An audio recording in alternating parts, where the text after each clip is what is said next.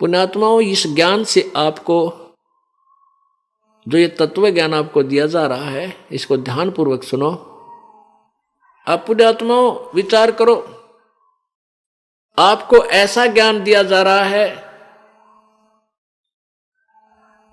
इस ज्ञान के आधार से आप अपने आप सेट हो जाओगे। हमने कौन से भगवान की भक्ति करनी चाहिए। अब जैसे गीता जी अध्याय नंबर 2 के श्लोक नंबर 46 में कहा है कि अर्जुन, बहुत बड़े जलाशय की प्राप्ति के उपरांत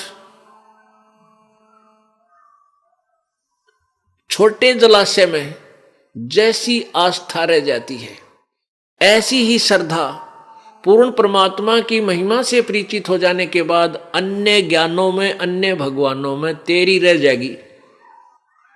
पुण्यात्माओं, जैसे पहले पुराने समय में जब ये गीता जी का ज्ञान दिया जा रहा था, उस समय तालाबों के ऊपर ही मानव आश्रित थे, तालाबों से ही सिंचाई करते थे, तालाब से ही पानी पीते थे, उसी से पशु पालन करते थे। एक तालाब ऐसा होता है जो 1 वर्ष वर्षा ना हो तो सूख जाता है, और उस पर आश्रित जितने भी प्राणी थे वो सभी मर जाते हैं, भूखे प्यासे नष्ट हो जाते हैं।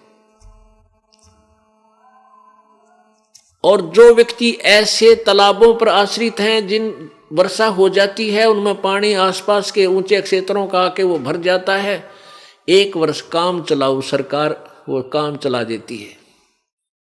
और उस व्यक्ति को कोई इतना बड़ा सरोवर मिल जा, इतना बहुत बड़ा जलाशय मिल जावे जिसमें 10 वर्ष वर्षा ना हो तो भी उसके पानी का समाप्ति नहीं हो, जल समाप्त ना हो, तो कहते हैं उस व्यक्ति की आस्था जो उस बहुत बड़े जलाशय की प्राप्ति के उपरांत उस छोटे जलाशय में रह जाती है, कितनी रह जाती है?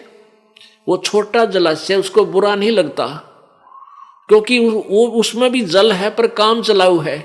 और इतना बड़ा जलाशय, इतना बड़ा जोड़ मिल जाए, झील मिल जावे, तो उसके किनारे जा बैठेगा, फिर वो छोटे जलाशय को त्याग देगा, क्यों तो काम चलाऊ है।